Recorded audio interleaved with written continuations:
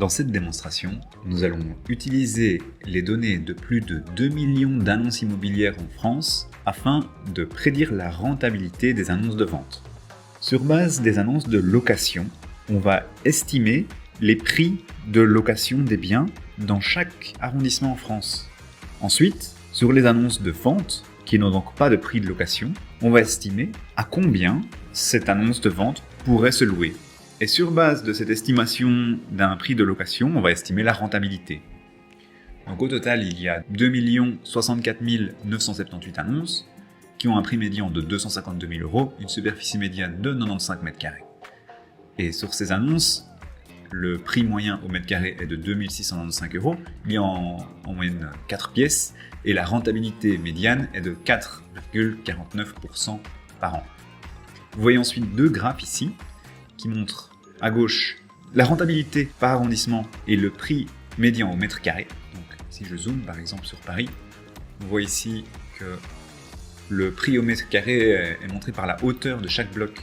Donc le prix au mètre carré est très élevé dans le centre de Paris, et la couleur montre la rentabilité. Quand c'est rouge, c'est pas très rentable, quand c'est vert, ça a tendance à être très rentable, 8%.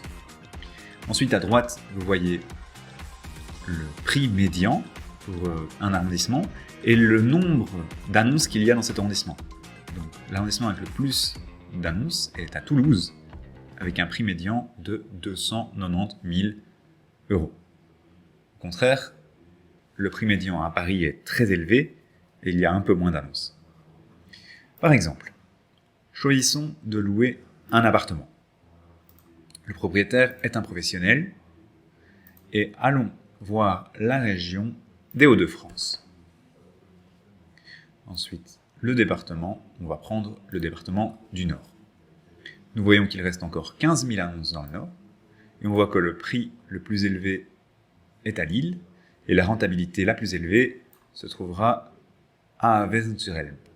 Mais on peut aussi mettre une rentabilité minimum pour filtrer les annonces. Donc par exemple, on peut prendre que les annonces qui vont rapporter plus de 10% par an. Il reste 419 annonces, et on voit que la meilleure rentabilité dans ces annonces-là est à Douai. Ici, on voit que le plus d'annonces est à Lille, et le prix le plus élevé est aussi à Lille. Ensuite, on voit qu'il y a beaucoup d'annonces encore à Dunkerque, il reste 62 annonces, avec une rentabilité médiane de 11,25%. Allons voir un peu plus en détail les annonces à Dunkerque. Si on descend ici et qu'on fait un filtre sur les annonces à Dunkerque, nous voyons les annonces restantes et on voit les annonces les plus rentables, par exemple celle-ci, 3 pièces pour 59 m² pour un viager avec un prix de 19 000 €, avec un prix de location estimé à 662 €. Donc à ce prix-là, si on arrive à louer l'appartement, il y aurait une rentabilité de 41% par an. Voilà comment utiliser cette application. Maintenant, voyons les données derrière l'application. Sur Snowflake, dans la section Database, je peux entrer dans ma database Real Estate qui contient mes données. J'ai deux tables, et nous allons voir la table Annonces, Ads. Ici, si on regarde les colonnes de cette table, on peut voir comme source d'informations, j'ai par exemple la catégorie d'énergie, si c'est meublé ou pas dans l'annonce, le nombre de pièces, les mètres carrés, ainsi que toutes sortes d'autres informations et le prix de ces annonces. Par exemple, en faisant une preview, nous voyons l'ID de chaque annonce, la catégorie si c'est une vente ou une location, et ensuite toutes sortes d'informations sur l'annonce, dont le prix, si c'est une maison ou un appartement, le nombre de pièces, la superficie, etc. Et nous partons avec 2,3 millions de lignes pour 57 MB. Ensuite, nous allons créer des stages pour stocker les données, et nous allons créer quelques fonctions pour venir enrichir ces données, et ensuite une fonction getPriLocation en Python qui prend plusieurs arguments comme input et qui me rend un number comme résultat. Et ce résultat est l'estimation du prix de location de chaque annonce de vente. Ceci a été réalisé en Python avec Snowpark. Alors, rentrons dans l'analyse avec Snowpark. Feature Engineering et Machine Learning avec Snowpark. Il y a plusieurs étapes Dans ce Jupyter Notebook, on va commencer par sélectionner les annonces de location et pas celles de vente. Ensuite, supprimer quelques valeurs aberrantes qui sont trop peu chères, trop chères ou trop éloignées des annonces moyennes. Ensuite, encoder les libellés. Ensuite, entraîner notre modèle avec XGBoost. Publier le modèle sur Snowflake et appliquer ce modèle pour prédire les prix de location des annonces de vente. Nous commençons par importer les librairies nécessaires, dont Snowpark. Ensuite, on se connecte à Snowflake. Dans Snowpark, nous créons une session. Et sur cette session, nous allons sélectionner des données, ensuite créer plusieurs transformations et créer des fonctions. Première étape. Nous allons sélectionner la table Ads que je viens de vous montrer et nous mettons un filtre sur la catégorie location. Nous ne prenons pas les ventes. Ensuite, on va supprimer les valeurs aberrantes.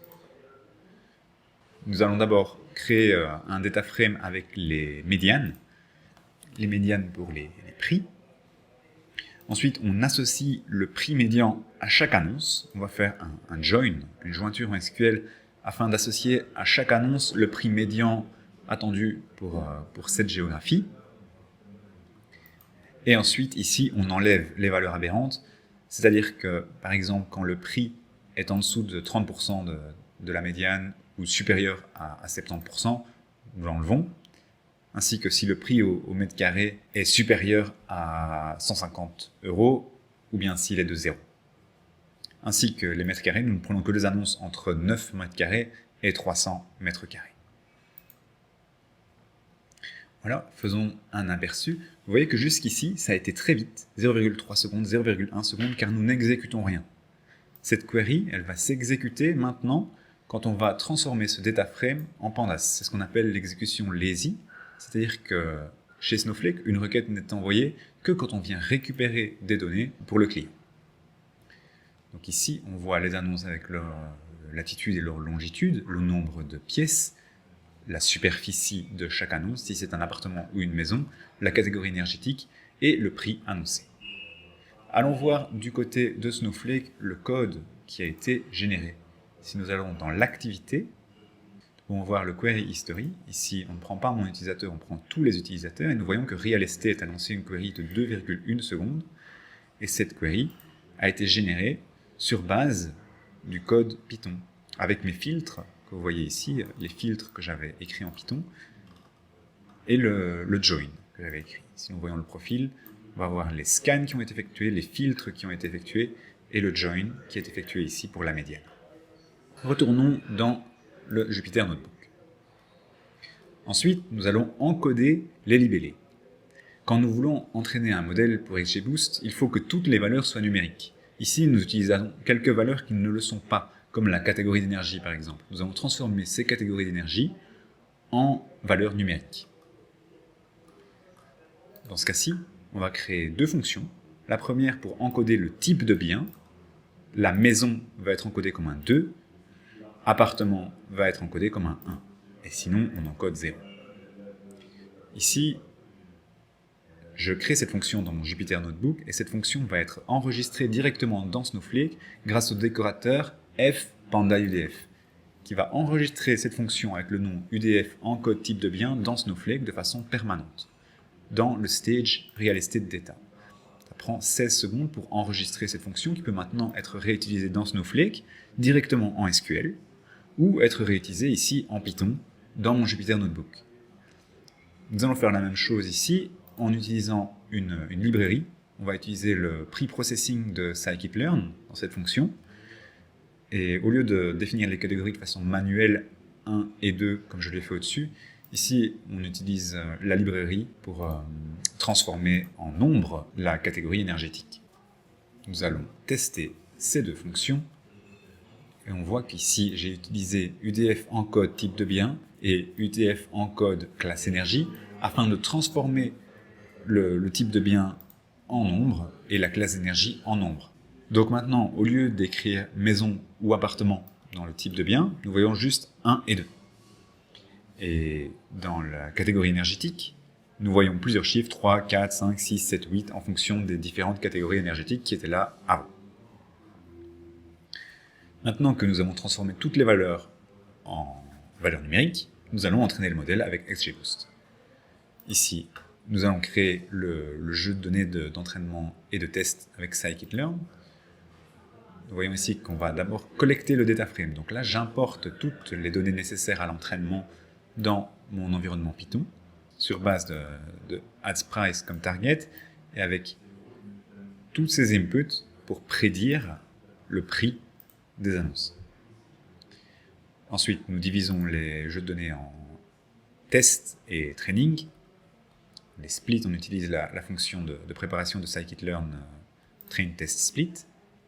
On importe XGBoost, on crée une matrice, et ensuite nous définissons ici les hyperparamètres pour le training, et ensuite on fait le training dans mon Jupyter Notebook, dans mon environnement local, avec XGBoost train en fonction des paramètres qui ont été définis et des données qui ont été splittées juste en haut.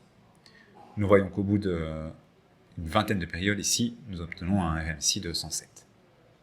Maintenant, on va tester la qualité du modèle. Avec Matplotlib, on va représenter le modèle. On voit que les facteurs les plus importants sont la longitude et la latitude, mais aussi que la superficie ainsi que la classe d'énergie sont assez importantes. Et nous avons une qualité du modèle de prédiction de 83,4%. Maintenant que ce modèle XGBoost est prêt, nous allons le publier dans Snowflake afin qu'il puisse être réutilisé comme une fonction. Donc, on save le modèle localement et ensuite, avec cette fonction session.sql, nous allons mettre le modèle sur un stage dans Snowflake.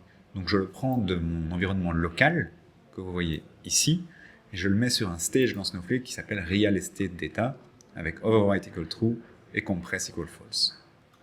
Ce qui met le modèle sur un stage pour être réutilisable dans Snowflake. Et finalement, nous allons créer la dernière fonction pour cette démo, getPreLocationXGBoost, qui va rechercher ce modèle sur le stage Real Estate dans Snowflake et qui va l'appliquer sur les données qu'on lui donne. Donc, comme input, on voit qu'on prend un pandas data frame avec 6 arguments et on rend un integer, donc on rend un nombre qui est la prédiction de la valeur de location de chaque annonce.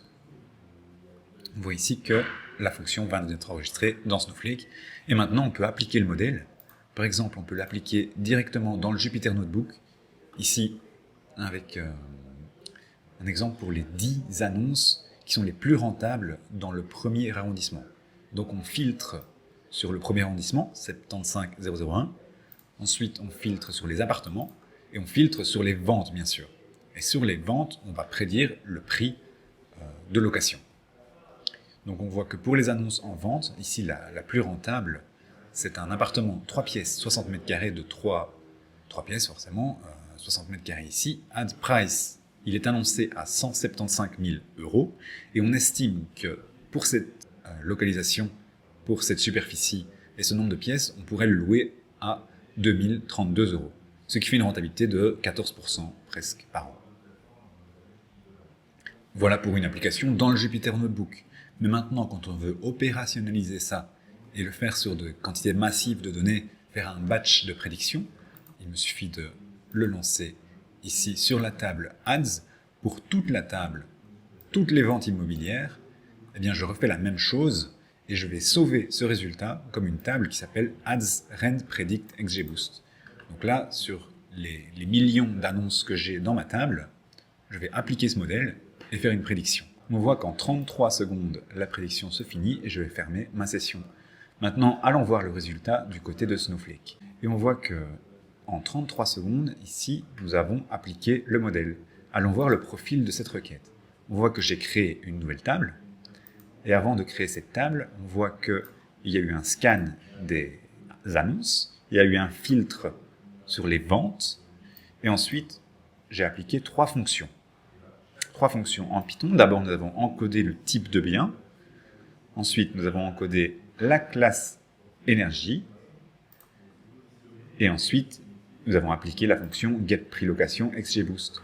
on voit que pour les 2 064 978 annonces, il y a eu 3 607 invocations, car cette fonction est vectorisée. Elle n'est pas invoquée pour chaque ligne. On optimise l'application de la fonction pour qu'elle prenne moins longtemps. Et dans ce cas-ci, on voit qu'en quelques secondes, cette fonction a fini de s'appliquer et nous avons fini le batch de prédiction. Et c'est sur ces données de prédiction, que se base l'application que je vous ai montrée au début, avec une prédiction de la rentabilité pour toute la France.